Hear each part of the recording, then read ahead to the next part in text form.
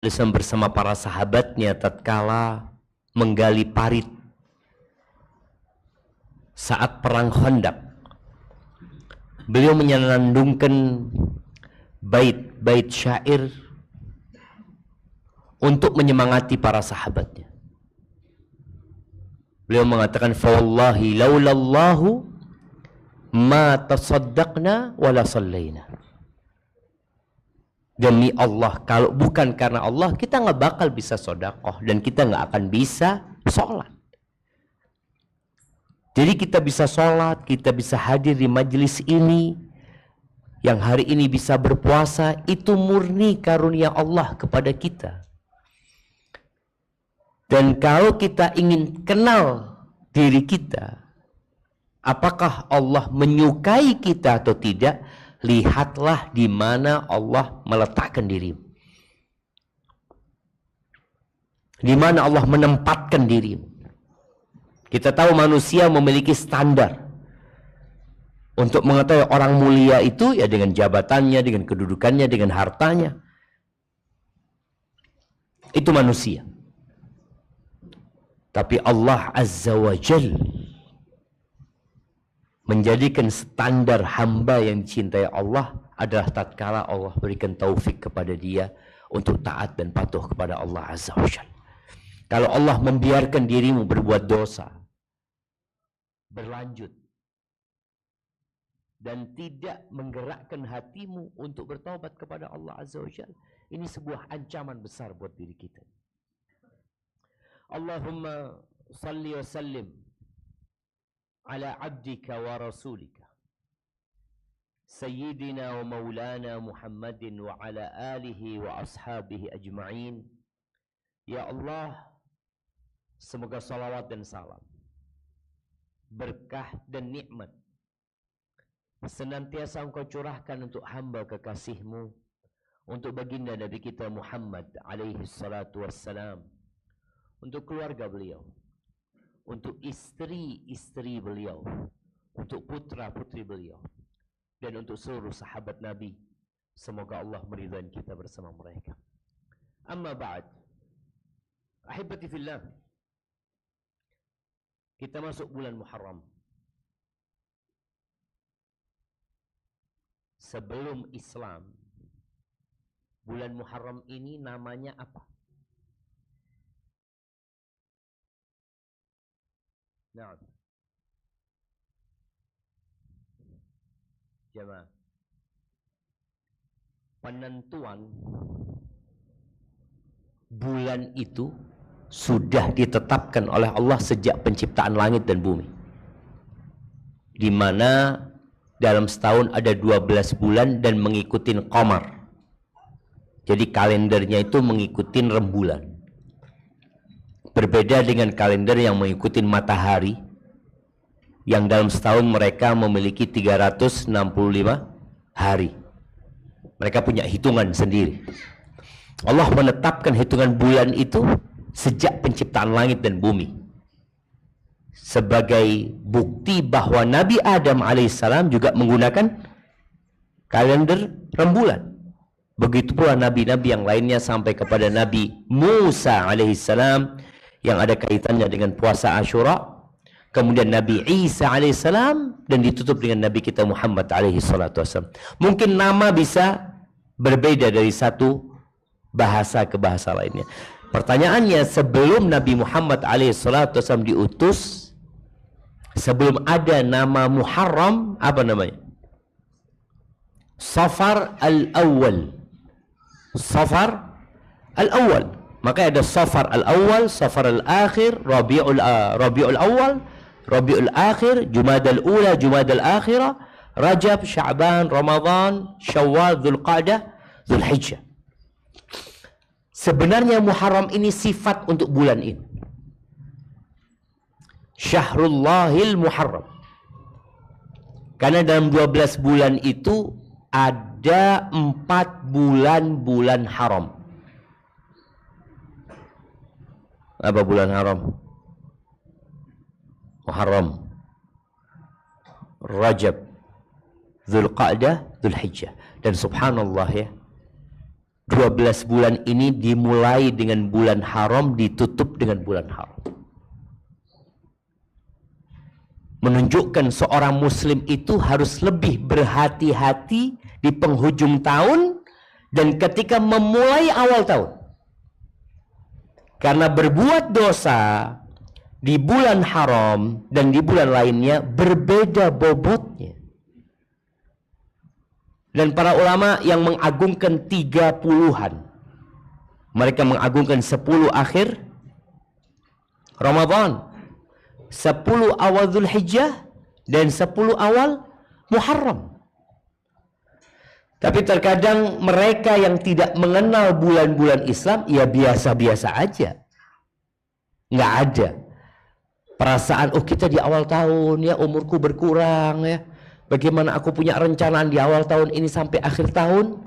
Rencana-rencana kebaikan yang kalau antum mati sebelum melaksanakan itu, insya Allah pahala dapat. Dapat pahala. Artinya di awal tahun antum sudah merencanakan, ana 12 bulan ini ana mau ngapain. Ana insya Allah punya rencana puasa paling tidak dalam sebulan 3 hari. Rencana nih. Ana insya Allah mau sodakoh tiap bulan dari gaji ana ya 5% lah. Antum mati. Niat itu memiliki kekuatan yang dahsyat sekali. Berapa banyak amalan yang besar jadi remeh gara-gara niatnya. Dan berapa banyak amalan yang kecil yang dipandang remeh gara-gara niat menjadi satu hal yang besar. Berkaitan dengan Muharram ini, memang tidak ada perayaan khusus. Umat Islam berpindah dari satu tahun ke tahun selanjutnya. Dan kita juga tahu penentuan tahun Hijriyah itu tidak di masa Rasulullah Sallallahu Alaihi Wasallam, melainkan di masa Umar bin Khattab radhiyallahu anhu. Tapi ternyata umat Islam, mereka begitu pedulinya dengan pergantian tahun Masehi. Bahkan kita bisa melihat ya atribut-atribut Masihin, yang artinya orang-orang Kristus, orang-orang Kristen berada di umat Islam. Tapi di akhir Dzulhijjah, di awal Muharram, nggak ada sih. Maka nasihat ana, ketika kita tahu, tolong diamalkan. Bagaimana mengamalkannya? Ya, yang ringan-ringan saja. Surat menyurat yang dibuat, jangan lupa ditambahkan kalender Hijriyah. Nih mahasiswa yang bikin surat menyurat, baik di BEM atau di mana, apa sih kerugian antum kalau menambahkan kalender Hijriyah? Undangan kajian tanggal berapa sekarang? Hari ini tanggal berapa? Tanggal 10 apa tanggal 9? Nah, boleh jadi tanggal 10, boleh jadi tanggal 9. Dan inilah yang menyebab kalender umat Islam itu dinamis. Enggak jumut. Maka keributan akan terus terjadi. Kok bisa ya? Kenapa umat Islam seperti itu ya? Memang seperti itu rembulan itu. Rembulan itu kadang-kala kelihatan, kadang-kala nggak kelihatan. Makanya Nabi SAW dari 1446 tahun yang udah ngasih tahu. Asyahru hakadha wa hakadha wa hakadha. Wasyahru hakadha wa hakadha wa hakadha. Bulan itu bisa 30, bisa 29. Jadi nggak pasti. Makanya pada saat ada mendung, apa kata Nabi SAW? Fa in ghumma alaikum fa'atimmu iddat asyhari 30 yawman. Kalau mendung nggak kelihatan, ya udah bikin 30 hari. Itu syariatnya. Boleh jadi di tempat lain kelihatan. Ya sudah, mereka urusan mereka. Kita nggak kelihatan. Makanya hari ini boleh jadi tanggal 9 atau tanggal 10.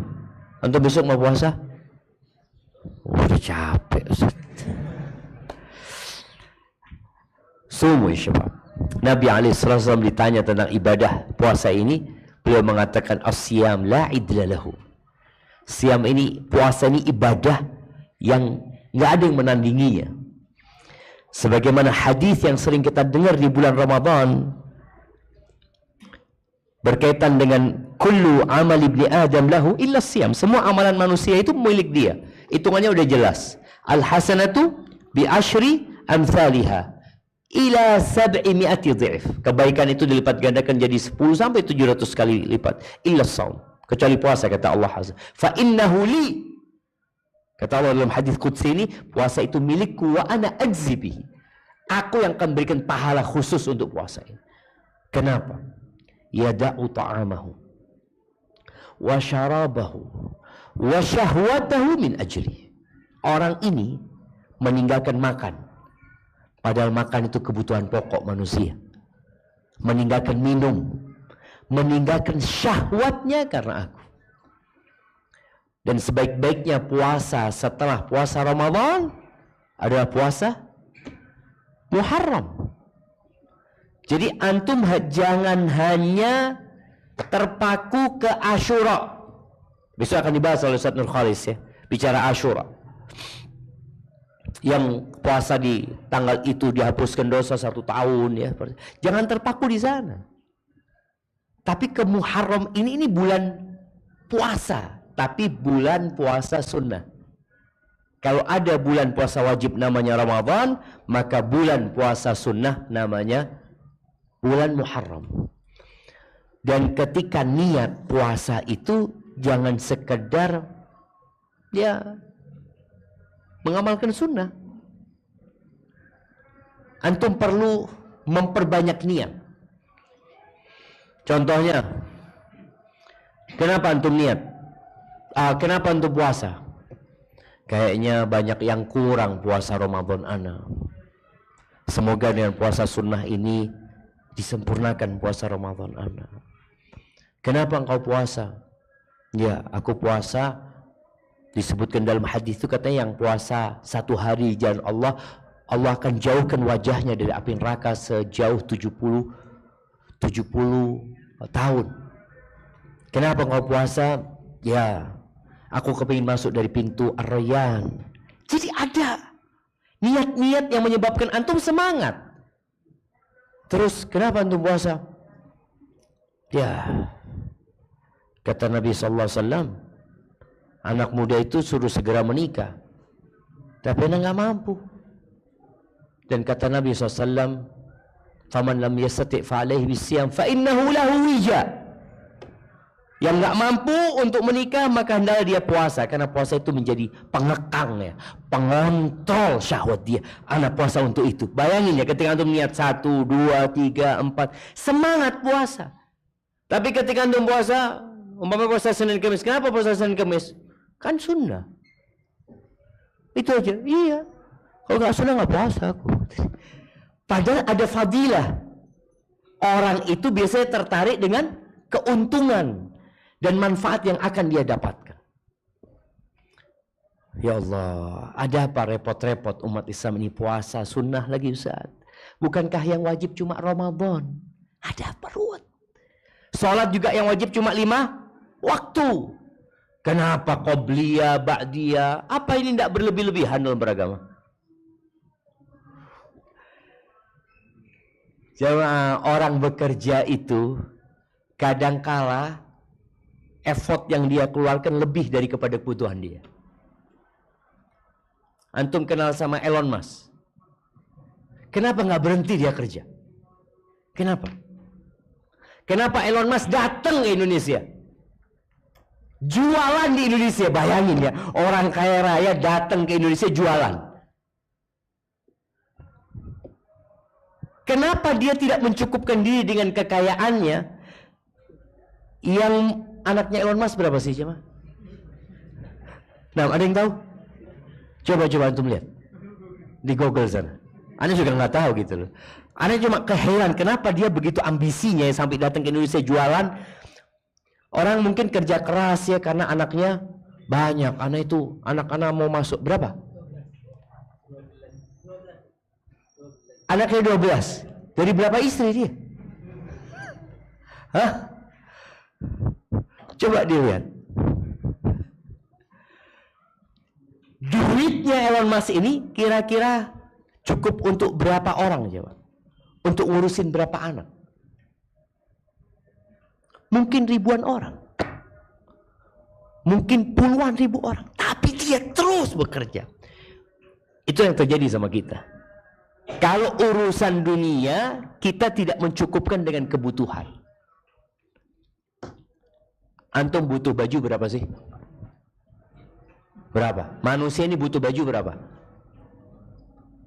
Berapa kira-kira? Berapa? 2 lah. 1 dipakai, 1 untuk ganti. Itu kebutuhan. 1 dipakai, 1 untuk ganti. Tapi kalau keinginan, nggak ada batasannya. Dan orang-orang jualan itu untuk kebutuhan apa keinginan? Untuk keinginan manusia. Makanya ada istilah sembako. Apa sembako itu? 9 makanan pokok. Ya gitu. Artinya ini benar-benar orang itu dibutuhkan sama orang. Dan kebutuhannya sebenarnya nggak banyak. Makan itu kebutuhannya berapa? Manusia itu makan untuk apa? Untuk membuat punggungnya tegak. Tapi kalau antum ba'dal maghrib jalan ya ke jalan yang menuju Taman Anggrek atau menuju Taman Gading, kanan kiri jualan ini, terus kafe sana, kafe sini. Emangnya manusia membutuhkan itu? Enggak, keinginan. Makanya berapa banyak orang yang setelah makan di tempat itu nggak mau balik lagi dia. Na'udzubillah kata dia. Nah, mahal ternyata. Iya, engkau makan di rumah masak selesai. Mungkin 1/4 dari yang kau keluarkan di sana. Yang Anda ingin sampaikan kali bicara ibadah, kenapa kita kok memperbanyak puasa sunnah di bulan Muharram? Ya apa sebenarnya sih? Yang wajib kan cukup. Orang itu kok menjalankan yang wajib, Ustaz, meninggalkan yang sunnah, yang meninggalkan yang haram, masuk surga enggak? Masuk surga enggak? Kata Nabi SAW kepada seorang sahabat yang tanya tentang kewajiban-kewajiban, sholat, puasa, zakat, lalu dia mengatakan, la azidu ala dzalik, aku enggak akan nambah dari yang wajib itu, kata dia. Apa kata Nabi SAW? Aflaha in sadaq. Sukses dia, selamat dia, beruntung dia kalau dia jujur. Tapi ternyata surga itu ada banyak tingkatannya. Bicara rumah, orang kebutuhan rumah itu, ya sudah, yang penting ada atapnya, ada ruangannya, dan bisa hidup nggak kena matahari, nggak kena hujan. Masuk surga butuhnya itu apa? Ya sudah, selamat dari api neraka umpamanya. Tapi itu ada 100 tingkatan surga itu. Maka masa antum nggak kepingin gitu loh, dapat bidadari 72. Nah, antum nggak pingin? Ana cukup lah satu ruwet satu ini Ustaz, kata dia. Subhanallah, ada orang yang tidak punya keinginan seperti itu. Makanya Allah Azza wa Jalla ketika membagi manusia, Allah mengatakan faminhum zalimun li nafsi wa minhum muqtasid wa minhum sabiqun bil khairati biidznillah. Manusia itu ada yang zalim li nafsi, menzalimin dirinya. Artinya dia udah muslim tapi dia masih melakukan dosa, kewajiban mungkin ditinggalkan. Ini zalim li nafsi, dia menzalimin diri dia sendiri. Kalau dia diajak untuk berpikir, dia nggak akan lakukan itu sebenarnya. Apakah ada orang yang mau membakar rumahnya sendiri? Nggak ada. Secara akal nggak ada. Apakah ada orang yang mau membakar anaknya sendiri? Nggak ada. Tapi sebagian orang tua membakar anaknya di neraka. Artinya dia memfasilitasi anaknya untuk masuk neraka. Ini orang yang menggolimin diri dia sendiri gitu. Maka dia akan menyesal kelak pada hari kiamat. Jadi orang yang melanggar aturan Allah, meninggalkan yang wajib, Itu disebut zalimun li nafsi, mendolimi diri dia sendiri. Yang kalau dalam urusan dunia akan dibilang sama orang-orang ini orang bodoh. Punya motor, tahu-tahu dia buka tangkinya, dia bakar motornya. Apa kata orang kampung? Edan. Kata dia, loh ini motor-motor anak, apa urusan antum? Yang edan yang mana? Yang bakar apa yang negur? Ya mah? Yang bakar apa yang negur? Dua-duanya edan. Artinya orang kayak ada orang itu yang memang nggak bisa ditegur. Maka Allah mengatakan wa'arid 'anil jahilin. Oh, udah abaikan orang-orang bodoh. Kau cuma akan menghabiskan waktu, energi menghadapi orang-orang seperti itu. Tapi ada orang-orang yang lupa, ada orang-orang yang lalai yang bisa untuk diingatkan. Tugas kita mengingatkan. Tapi yang pertama zalimul li nafsi. Yang kedua muqtasid. Muqtasid ini yang hanya menjalankan kewajiban, meninggalkan yang haram. Bas. Dan muqtasid ini rawan untuk jadi zalim li nafsi sebenarnya.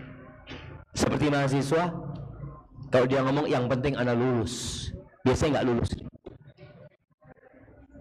Antum lihat mahasiswa yang ngejar pokoknya lulus, biasanya nggak lulus. Tapi kalau enggak, anak ingin mumtaz, ya nilai paling enggak 100 kurang 1.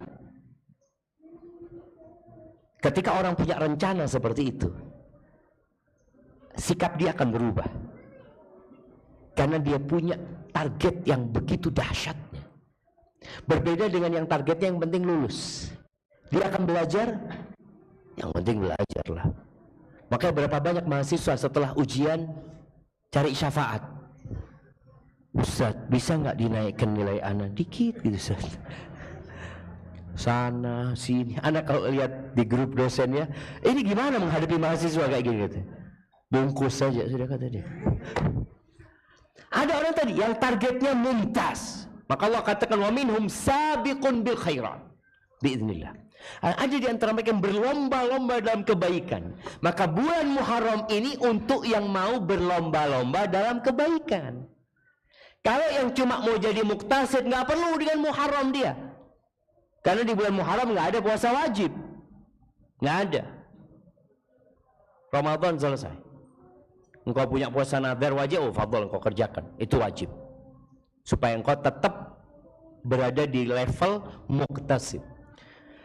Sabiqun bil khairat ini, berlomba-lomba dalam kebaikan ini, seharusnya kita lebih daripada perlombaan kita dalam urusan dunia. Antum dapat melihat ya, semangat orang bekerja dan sekolah di pagi hari. Habis subuh orang tua sudah menyiapkan anaknya, suruh sarapan, suruh pakai baju seragam, suruh murojaah, mau sekolah nih. Ketika nggak puasa Asyura, kata dia, anaknya kan nggak wajib, kata dia. Emangnya sekolah wajib? Jawab. Emangnya engkau hari itu anakmu sekolah wajib? Artinya kalau anak itu nggak sekolah, engkau masuk neraka? Ya enggak lah. Tapi kan gimana, dia kan mau kerja nanti, takut nggak lulus, urusan dunia terus perhitungannya. Sebagian orang tua anaknya tidak membangunkan anaknya ketika sholat subuh. Kenapa? Masih kecil Ustaz, masih 7 tahun. Iya. Pas jam 6 mau sekolah dibangunin. Loh, katanya masih kecil. Tadi subuh gak kau bangunin, sekarang kau bangunin. Kita bisa melihat ya, bagaimana manusia begitu peduli dengan urusan dunia dan dengan urusan akhirat dia nggak peduli. Ahibati fillah, Rasulullah sallallahu alaihi wasallam di hadis yang diriwayatkan Imam Al-Hakim dari Abu Musa Al-Asy'ari radhiyallahu taala anhu, pernah dalam satu perjalanan Nabi alaihi salatu wasallam singgah di rumah orang Badui, di tendanya orang Badui. Sama orang Badui ini Rasulullah sallallahu alaihi wasallam disambut, dimuliakan, dijamu Dan kita tahu seorang muslim itu kalau ada orang lain berbuat baik sama dia, apa tugas dia? Membalas kebaikan orang itu, gitu loh. Nabi mengatakan alaihi salatu wassalam, man sana'a ilaikum ma'rufan fakafi'uh. Barang siapa yang berbuat baik kepada kalian, balaslah dia. Kita itu jangan terlalu sering dikasih. Antum ketika dikasih, antum ngasih. Bisa enggak? Ya semampu antum. Fa in lam tajidu ma tukafi'una bihi, kalau kalian tidak memiliki sesuatu yang dapat digunakan untuk membalas kebaikan orang itu, ya sudah, doakan dia. Katakan jazakumullahu khairan. Nabi mengatakan kepada orang Badui ini, idza ji'tal Madinah fa'tina. Kalau engkau nanti singgah ke kota Madinah, kunjungin aku. Dapat berapa waktu datang Badui ini, jemaah? Lalu Rasulullah SAW memberikan kepada dia penawaran, ingin memuliakan orang Badui ini dengan mengatakan sal hajatak, mintalah keinginanmu. Kau kepingin apa? Itu di rumah Nabi SAW, artinya Nabi punya gitu di situ. Apa kata orang Badui ini? Ketika disuruh minta, dia meminta naqah arkabuha wa a'nuzun yahlubuha ahli. Aku minta seekor onta betina yang dapat ditunggangin. Mintanya banyak apa dikit, jemaah? Mahal loh onta itu, jemaah. Ini minta onta, dan kita tahu dalam 100 ekor onta belum tentu ada satu yang bisa ditunggangi. Dalam 100 ekor onta. Dan orang Badui ini minta onta yang dapat ditunggangi. Bukan onta daging, tapi onta yang dapat ditunggangi. Dan dia minta beberapa ekor kambing yang susunya bisa diperas sama keluargaku. Lalu Nabi SAW mengatakan kepada para sahabatnya, a'ajiztum an takunu mithla ajuzi bani Israel, au ayajizu ahadukum ayyakuna mithla ajuzi bani Israel. Apa enggak bisa kalian itu menjadi seperti wanita tua dari kalangan Bani Israel? Mereka berkata, wa ma ajuzu bani Israel. Apa kisah wanita tua dari kalangan Bani Israel? Kisahnya ini terjadi di malam 10 Muharram. Kisah wanita tua ini terjadi di malam 10 Muharram. Nabi SAW mengatakan, inna Musa, sesungguhnya Nabi Musa AS lamma sara bi Bani Israel min Misr, ketika Nabi Musa hendak meninggalkan Mesir bersama Bani Israel, dallut tariq, mereka tersesat. Artinya mereka sudah punya perencanaan, tapi mereka tersesat. Mereka membawa puluhan bahkan ratusan ribu orang. Faqala ma hadha, Nabi Musa tanya, loh kok bisa tersesat kita gitu loh? Padahal perencanaannya sudah jelas lewat jalan mana, tapi kita kok tersesat? Faqala ulama'uhum, maka ulama-ulama Bani Israel mengatakan, inna Yusuf. Ingat kejadian ini di malam Asyura. Jadi malam tanggal 10. Ulama-ulama Bani Israel mengatakan sesungguhnya Nabi Yusuf alaihissalam lamma hadarahul maut, ketika hendak meninggal dunia, akhadha alaina mawthiqan minallahi ta'ala, beliau bikin perjanjian kepada kita dari Allah Azza wa Jalla, alla nakhruja min Misr hatta nanqula idhamahu ma'ana, bahwa kita enggak boleh meninggalkan Mesir kecuali kita membawa jasadnya Nabi Yusuf alaihissalam. Dan kita tahu yang membawa Bani Israel ke Mesir siapa? Nabi Yusuf. Nabi Yusuf. Bani Israel sebelumnya ada di mana? Palestina. Ketika Nabi Yusuf mendapatkan jabatan di Mesir, maka keluarganya dibawa. Dan Nabi Yusuf berpesan ketika mau mati, kalian nggak boleh meninggalkan Mesir sampai kalian bawa jasadku bersama kalian. Qala Musa alaihissalam, faman ya'lamu mawdi'a qabri. Di riwayat, waman yadri qabra Musa. Siapa yang tahu kuburannya Nabi Musa?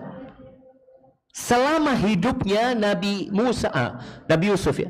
Siapa yang tahu dengan kuburannya Nabi Yusuf? Selama hidupnya Nabi Musa nggak pernah tahu di mana kuburannya Nabi Yusuf. Qalu ma nadri aina qabru Yusuf. Kita nggak tahu di mana kuburan Yusuf. Illa ajuzan min Bani Israel. Kecuali ada satu wanita tua renta yang panjang umur dari kalangan Bani Israel. Hanya dia satu-satunya wanita yang tahu dengan kuburan Nabi Yusuf. Jemaah, kita belajar di sini. Panik itu tidak menyelesaikan masalah. Nabi Musa nggak panik ketika tersesat. Beliau tanya baik-baik. Kenapa? Nggak ada cerita menyalahkan, lu kok nggak ngomong waktu itu? Seharusnya kalian ngomong dari kemarin. Nggak ada. Dan seorang muslim yang kuat itu tidak mudah mencela orang lain. Nabi Musa nggak mencela mereka. Nabi Musa tanya baik-baik, siapa yang tahu kuburan Nabi Yusuf? Mereka mengatakan fulan. Terkadang kita di waktu yang sangat kritis malah cari kambing hitam. Ini gara-gara engkau. Mamanya naik mobil, bannya bocor. Udah bocor nih. Ya Allah, antum nggak ngecek bannya tadi, kata dia. Coba antum cek tadi, kan nggak kayak gini. Orang tempat tambal ban dekat situ. Apa selesai masalahnya? Ya enggak. Sudah ini bocor, sekarang cari tambal ban. Antum nggak usah nyalahkan orang. Nabi Musa tidak menyalahkan ulama Bani Israel. Padahal mereka sudah tahu dengan perjanjian itu. Beliau tanya, siapa yang tahu? Ajuz Bani Israel. Baik. Faba'atha ilaiha fa'atathu. Maka kirim orang Nabi Musa, dijemputlah orang ini untuk menjumpai Nabi Musa AS. Nabi Musa mengatakan, duluni ala qabri Yusuf. Tunjukkan kepada aku kuburan Nabi Yusuf. Qalat, la wallahi. La af'al. Enggak, demi Allah, kata dia, aku tidak akan kasih tahu engkau. Hatta tu'tiani hukmi. Sampai syaratku engkau penuhi. Bayangin jemaah, dia punya sesuatu yang dengannya dia jual mahal. Bahkan wanita bersumpah nggak akan ngasih tahu. Sampai syaratku nggak penuhi. Wa ma hukmuki. Kata Nabi Musa, apa syaratmu? Aku ma'aka fil jannah. Aku bersamamu di surga. Bayangin jemaah. Tuh Nabi, orang Badui itu cuma minta apa? Onta. Minta kambing. Onta dan kambing akan ditinggal. Wanita tua ini mengatakan, aku ma'aka fil jannah. Aku bersamamu di surga. Nabi Musa merasa permintaannya terlalu berat. Nah, udah masuk waktu. Antum mau berbuka duluan. Baik jemaah.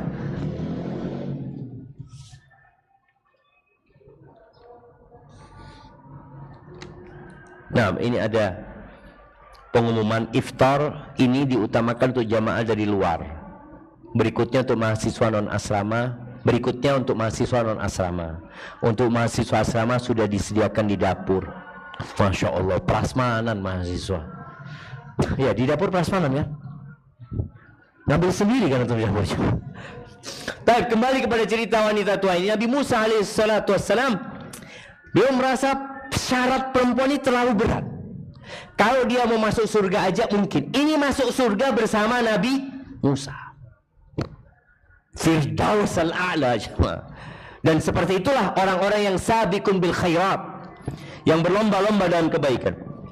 Fa'auha Allah ta'ala ilai an a'tiya hukma. Allah memberikan wahyu kepada Nabi Musa, udah kasih persyaratan dia. Fantalaqat. Ketika udah dikasih syaratnya, perempuan ini berangkat ke Buhairah, seperti ada danau di sana, tempat kumpulnya air. Faqalat amdibu hadzal ma, keringkan danau ini. Ada tempat pembuangannya, dikeringkan. Bayangkan, di malam itu jam. Di malam itu. Dan mereka tidak panik gitu. Ya sudah, bismillah, keringkan. Fa'amdabu, qalat ihfiru. Lalu dia tunjuk tempat, gali tempat ini. Digali tempat itu, dapat jasadnya Nabi Yusuf alaihissalam. Falamma aqalluha ilal ardi, ketika jasadnya diangkat naik ke bumi dari dalam sana, dari perut bumi menuju ke punggung bumi, idza tariq mithlu daw'in nahar, jalan pelarian itu seperti cahaya siang, jemaah, terang sekali, jemaah. Maka jemaah rahimakumullah,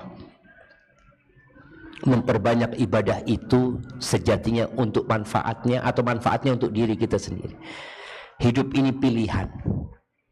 Allah mengatakan walikullin darajatun mimma amilu. Semua akan mendapatkan derajat-derajat sesuai dengan amalannya. Nggak sama yang puasa tanggal 10 Asyura saja dengan yang puasa tanggal 9 dan 10. Yang puasa tanggal 9, 10 nggak sama dengan yang puasa tanggal 9, tanggal 10, tanggal 11. Yang puasa 3 hari nggak sama dengan yang lanjut tanggal 13, 14, 15. Ingat, fastabiqul khairat, berlomba-lombalah dalam kebaikan. Maka di awal tahun ini rencanakan amal soleh, kebaikan-kebaikan ke depannya. Itu yang dapat Anda sampaikan. Aqulu qawli hadha wa astaghfirullah li wa lakum wa lisairil mu'minin wal mu'minat fastaghfiruhu innahu huwal ghafurur rahim. Assalamualaikum warahmatullahi wabarakatuh.